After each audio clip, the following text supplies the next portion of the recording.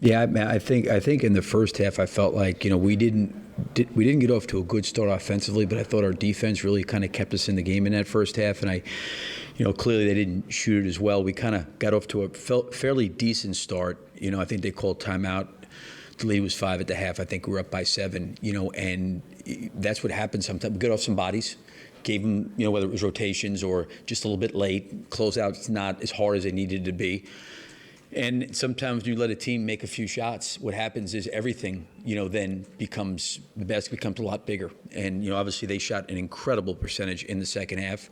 Some of them were highly contested, very, very difficult challenge stuff. But you also have to look at that early part of the third quarter when they started to make a few, that they found a rhythm. And generally when that happens, guys at this level, we could not trap everybody in the game. But, I don't know what it was, 20 for 24 or something in the second half. And I think some of it started in the third quarter where we were really aggressive, I thought, closing and guarding the ball there in that first half. And we just, in the third, let it get away. And then all of a sudden, I thought, to your point, we contested hard, but didn't make a difference. In general, Billy, you guys give up more threes just on attempt-wise than any team in the league. And obviously they hit a bunch today, but just in general, what is the philosophy there for you guys in terms of, like, what are you taking away that you're sort of sacrificing that defensively? Yeah, so this goes back when Lonzo and Alex went out. Our defense was like top 10. I don't know exactly where it was. And those guys were great and elite at really taking care of the ball at the point of screens. And it really enabled Vooch in a lot of ways to kind of be back a little bit, protect the rim. With those two guys going out and then Lonzo being out and Alex having some injuries, our defense just completely plummeted. So I think last offseason we had to really look at, the threes. But I think if you look at the best defensive teams in the league, I think Miami's up there, Oklahoma City, I'm not sure who the other one, they all give up a lot of threes.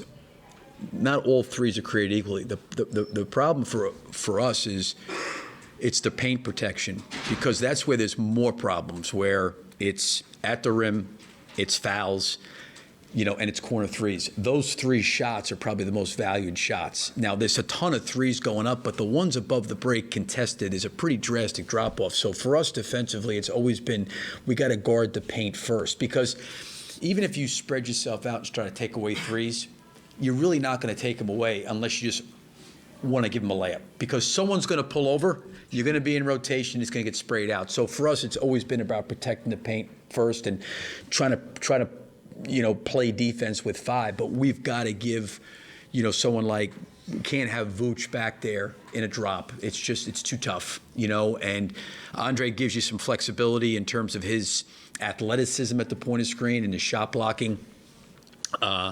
But, for us, we've tried to protect those guys, and it's got to be not only our bigs, but it's got to be everybody working together. Well, you talked about consistency so much, not just this year, but the last couple of seasons.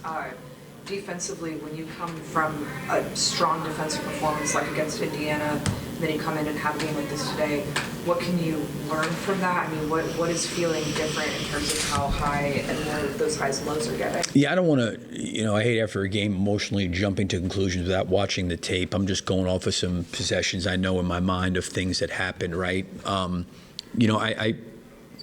just really believe that you're always fighting for more consistency, and you want to be more consistent and better and more consistent. And, that's what I really want to see. I think I mentioned to Joe there in that third quarter, I thought them coming out of the timeout, I think they made a 3 coming out of that timeout, and then I want to see what a couple other ones look like, because I do think that we worked to contest and to get out there, but it was too late. So I think you're always fighting for the consistency part. Every team, it's not just us. That's because what happens is the later you get into the year, every possession becomes incredibly important. And you can't, give away 2, 3, 4 minutes, if you're fortunate enough playing in the postseason, because that can cost you a game. So that's what you're kind of fighting for. I don't want to say like, hey, listen, these guys were just totally inconsistent, but I do think there was clearly breakdowns. I'm not going to, dismiss that. But how and why it happened, I think I want to watch the tape a little more to give you maybe a little bit of a sounder answer. Billy, you mentioned the slow start offensively. That obviously happened against Washington too, and even to a small degree against Indiana until that second quarter. Are you seeing any consistent themes there in the slow start offensively? You know what? I like the shots we're generating. I like what we're doing. This was a switching team tonight. Their fives can switch. They switched quite a bit. I thought we did a relatively good job early in the game trying to find Vooch in the post on some of those switches. There were some times where they did a good job of fronting him and kind of getting him off his spot. I think as long as we're generating good shots, that's all you can ask for. And I thought we had good looks. We just didn't shoot the ball particularly well. And to be honest with you, for our team, we kind of been up and down, as it relates to that. And listen,